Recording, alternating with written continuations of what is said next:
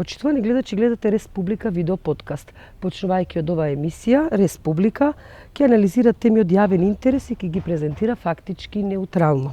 Республика ќе биде независен извор на ставови од академската и истражувачка заедница, овозможувајќи им на граѓаните да носат одлуки на информиран начин.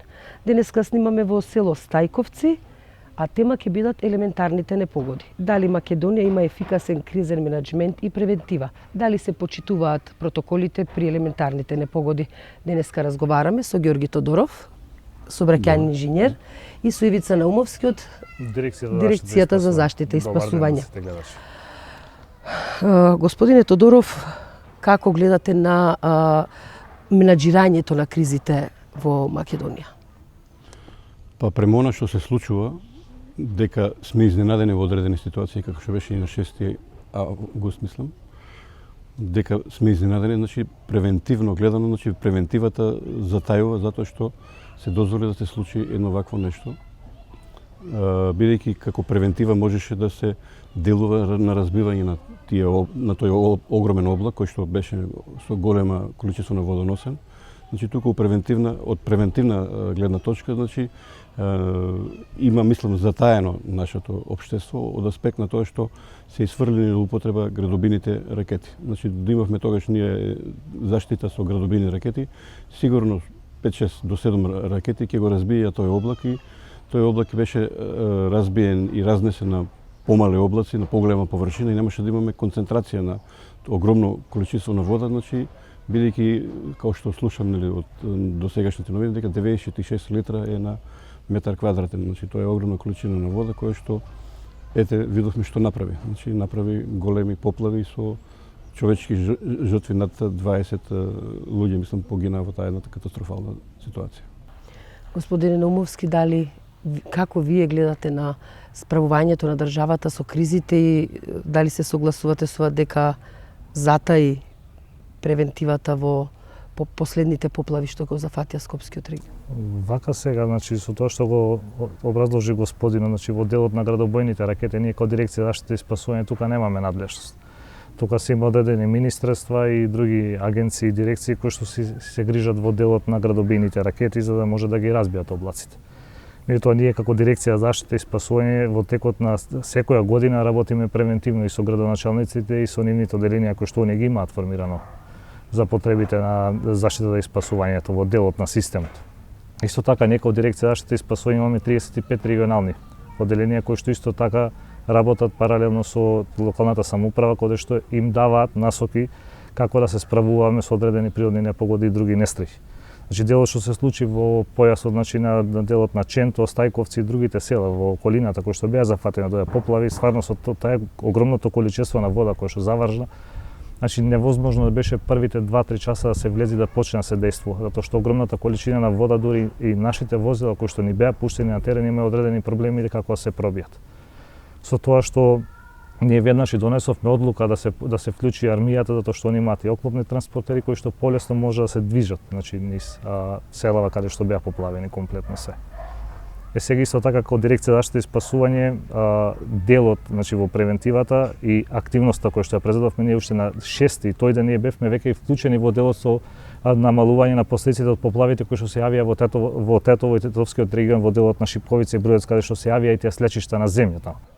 Ако е така, господине Наумовски, тогаш ако се испочитувани сите протоколи, сите законски, подзаконски акти, правилниците по кои што постапувате, од каде тогаш толку жртви и материјална штета, што може да придонесе за толку загуба во една криза или елементарна непогода? И тој дожд не беше само проследен со дожд. Значи тој дожд кој што беше тогаш имаше и силен ветер кој што на неколку пати дуваше со 90 км на час. Така да се тоа подпомогнато едно од друго се случи да биде зафатена и заобиколницата која што е околу град Скопје, така да и луѓето кои што беа зафатени на таа заобиколница која што патуваа на одмор и од одмор или по некои други причини се најдува на таа заобиколница, најголемиот дел на жртви беше од токму таа заобиколница. Господине Тодоров, кога веќе ја спомнуваме обиколницата, вие сте еден од идејните творци и чинам учествувавте се до реализацијата на таа обиколница околу Стајковци. Дали при изградбата и при идејното решение кога се подготвуваше ова обиколница беа почитувани сите протоколи во смисла на изградба на сообраќајна инфраструктура и воопшто дали се почитуваат протоколите кога се гради? Значи, во трупот на патот не е изградена атмосферска канализација, а кога пред да се изгради обиколката околу Скопје, знаеме дека теренот каков што е, значи се има свои долови, ритчиња, долчиња, каде што при вакви врнежи, значи со огромно количество на вода, самата вода се има направено свои природни теченија, канали, значи долчиња. Во дадени моменти во оваква ситуација, да речеме, кога има огромно количество на вода, дури и тие природни претходно направени долчиња кои што биле направени од помало количество на вода и сега кога ќе дојде најдеш огромно количество на вода, значи и тие долчиња не се доволни, така да би имале ситуација да самите долчиња се исполнети со вода, дури и брекчињата или ритчињата меѓу нив се поплавени. Дали тоа значи дека некој не го испочитувал законот или некој правилник или протокол при изградба на таа сообраќајна инфраструктура? Па не е испочитувано затоа што при изградбата на обиколката, значи не е испочитуван протоколот во врска со тоа што дека треба да има атмосферска канализација. Тоа е едната работа и втората работа не се доволно димензионирани тие пропустите што се под автопатот кои што треба да ги примат одредени количества на вода. Господин Нумовски, дали беа испочитувани протоколите при влез во село Стајковци од страна на Дирекцијата за заштита и спасување? Чинам дека вие требаше да имате наредба од градоначалникот, меѓутоа вие на своја рака влеговте. Дали со тоа ги прекршивте протоколите при справување со кризи? Вака, значи, ние како Дирекција за заштита и спасување во законот стои тамо дека доколку се случи некоја природна непогода на одредена територија и тој градоначалник не може да се справи со таа ситуација, тој е задолжен да достави барање до нас како Дирекција за заштита и спасување за да ние може да го надополниме со сили и средства да може да надминеме таа настаната ситуација. Меѓутоа вечерта имаше алармантни дојави, значи од граѓани, имаше и значи на веб порталите пишуваше, по фејсбуци се користи, значи алармантна беше ситуацијата, така да ние како Дирекција за заштита и спасување донесовме одлука да се вклучиме веднаш во надминување на оваа ситуација без да чекаме малку таа бирократија, како да ја кажем, да ја одбегнеме за да би можеле полесно и побрзо да ги ставиме работите под контрола, значи и во Сингелич и во Стајковци, во останатите села, значи каде што бевме. Значи ние веднаш почнаме и со евакуација со нашите возила, и тоа почнаме евакуација и со чамци на населението. Меѓутоа вие сепак прекршивте закон, прекршивте правила. Зошто моравте тоа да го направите? За да спасиме што е можно повеќе животи. Значи човечкиот живот нема цена. Значи ние сме затоа и формирани како институција да се грижиме, значи за заштита и спасувањето на населението, така да секој човечки живот кој што сме го спасиле, мислам дека е голем успех за нас. Во таа смисла ве прашувам дали може да алоцирате одговорноста при справување со кризи, односно затајување при справувањето со кризи со оглед тоа што сте морале да прекршите закони и протоколи за да спасувате човечки животи. Па не гледам тука дека некои прекршоци или ние не гледаме така на таа работа. Ние гледаме дека излеговме на терен и ја работевме работата тоа што сме платени од граѓаните во Република Македонија. Да, точно, значи на овој регион има повеќе, значи самата обиколница која што е изградена, кој што кажува господинот, фалат и атмосферски одводни канали и со запречувањето на каналите кои што се случи на Рачиновски канал, кој што имаше наноси на одредени места на Песо каде што беше комплетно блокиран, донесува да се случи тоа што се случи тоа. Господине Тодоров, еве може да ја прошириме темава кога зборуваме за елементарни непогоди на земјотресот. Според официјалните податоци на здравствените установи, 90% од луѓето што завршија во болница при последните земјотреси во Скопје завршија токму поради паник, односно несоодветна реакција на граѓаните.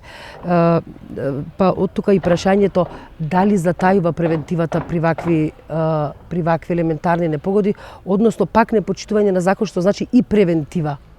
Се знае дека таму кај што има поплави, значи по поплавите во зависност од одреден временски период, бидејќи имавме ние огромно количество на вода, таа вода значи ја прими земјата, дел значи истече по реките, дел значи навлезе во земјава и тие подземни води сигурно направија одредени одрони доле во земјата, значи одредени пештери и се јавија тој земјотрес.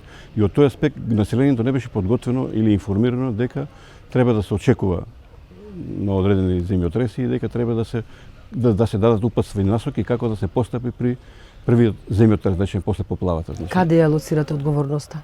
Па одговорноста на ниво на влада и понатака, мислам, си имаат и своји стручни екипи, хидрометеоролошки завод, да речеме, дирекција за спасување, може да каже колегата нешто од тој аспект. Господине Наумовски, Македонија е потписничка на повеќе меѓународни протоколи кои точно предвидуваат што значи превентива при елементарни непогоди. Колку се почитуваат и на кој начин, еве зборувам и за поплави што не снајдоа, и за земјотресите, последните земјотреси што го потресоа Скопје. Да. И што, дали има одговорност за оние кои што нема да ги почитуваат тие протоколи? Што пишува во меѓународните правила? Вака, меѓународните правила се сепак, значи тие се меѓународни правила кои што ние како дирекција за заштита и спасување и владата на Република Македонија сме потписнички на тие работи. Ние како дирекција за заштита и спасување наназад неколку години каде што работиме и на поплави и на земјотреси кои што се случија на шумските пожари исто така во Република Македонија, увидовме дека најголемата научена наша лекција е дека мора се врати, значи, едукацијата и на младите и на да кажам и постарите кои што се полнолетни лица, да се врати повторно таа едукација на населението. Значи порано имавме еден предмет одбрана и заштита каде што дел од овие работи ги учевме ние како ученици, а подоцна и како возрастни, потоа имаше и по фабриките каде што работе, значи има вакви предавања комплетно све. Дирекцијата за заштита и спасување, значи ние притискаме да повторно се вратат овие работи назад, значи да почнеме повторно да имаме, значи, едукација на населението, затоа што еден пример што се случи во Јапонија пред неколку години со цунамито и со земјотресот и со нуклеарниот реактор во Фукушима, значи заклучокот нивниот официјален е дека 97% од населението е само спасено. Значи самите луѓе се спасиле со нивната едукација која што ги имале во текот на школувањето во нивниот живот. Само 3% на нивните надлежни институции имале работа. Ама очигледно населението не е надградено и ни се случуваат вакви работи. Па да, еве, кога се случи, значи земјотресите сега во Скопје, значи после поплавите почна да се јавуваат на телефони, значи колеги, пријатели, сите министерства, Ивица, тие препораки што ги давате, да ако се скриеме под маса, дали ќе бидеме спасени или не. Не. Значи, криењето под маса, напротив тоа што го спомнавте, дека 90 луѓе се пријавиле се секотини. Значи, тој земјотрес не беше катастрофален, туку доколку луѓето знаеа дека треба да станат под маса, немаше да има и секотини. Токму тоа е прашањето, господин Наумовски, зошто не знаат граѓаните? Затоа што мора да почнеме со едукација за само спасување на населението. Значи, тоа е работа number 1 кој што ние како дирекција за заштита и спасување имаме уочено и во моментов работиме на тоа како би можеле да ги надминеме овие работи. Господин Наумовски, ако имаме добро напишани закони, протоколи, ама ако судиме или ако можеме да заклучиме според ова што ни се случува на терен, или не се почитуваат или нешто негде затајува, што треба да се смени за во иднина, ако мора веќе како што велите природните непогоди да се случуваат, барем штетите да бидат минимални. Да, значи за штетите да бидат минимални, значи колку што знаме и владата на Република Македонија има неколку пати наврат, значи укажува дека сите овие, значи дали куќите, становите или земјоделските површини треба да бидат осигурани. Значи тоа е еден дел кој што и служи како превенција за намалување на вакви природни непогоди. Значи исто така спомнав дека едукацијата исто така мора да се воведе, да се најде начини како би можело да влезе и во образованието комплетно. Затајување во делот, значи ние како закон за заштита и спасување и законот за Центарот за управување со кризи носат некои, како да кажам, исти надлежности. Така да имаме некои две институции кои што едната е матичното и справување со природни непогоди, меѓутоа другата институција не е матично. Природните непогоди има и други дејности кои што треба да ги заврши во нашава држава. Меѓутоа со прогласување на кризната состојба, значи веќе се јавија, значи, две институции кои што едни со други се надополнувавме во работа, меѓутоа нашето мислење ко дирекција за заштита и спасување дека овие институции треба да најдат некој заеднички дали или нов закон или заеднички јазик како би функционирале како едно кое би било на терен. Ако добро ве разбрав, поправете ме ако грешам, тоа значи дека сепак постои можност за интервенција и во закони, и во правилници, да, во уредби. Да, тоа секогаш постои. Тоа секогаш постои. Значи ви кажа, природната непогода е природна материја. Значи, кога станува збор за судиродна надлежности, бидејќи за тоа зборувавте? Ние немаме некои судиродна надлежности. Меѓутоа имаме две институции кои што кои се прогласи кризната состојба, значи од страна на Центарот за управување со кризи, добиваат исти надлежности како и нас. Значи ние сме на терен и се јавува, како да кажеме, дуплирање на работните активности кои што ги имаме на терен. И најнаш тогаш се случува да видиш маса на народ за една одредена работа, а не е вкусно за граѓаните кои што се погодени од природни непогоди. од тој дел сакаме малку значи да ги одбегнеме овие работи. Значи не секогаш собирањето значи дека не се работи. Значи ние мораме значи у текот на дневните активности ние мора да имаме координативни состаноци. Господине Тодоров, господине Нумовски, ви благодарам што бевте дел од Республика. Благодарам. Ви благодарам и на вас. Почитувани гледачи, гледавте Республика видео подкаст. Овој пат тема елементарните погоди и исправувањето со нив.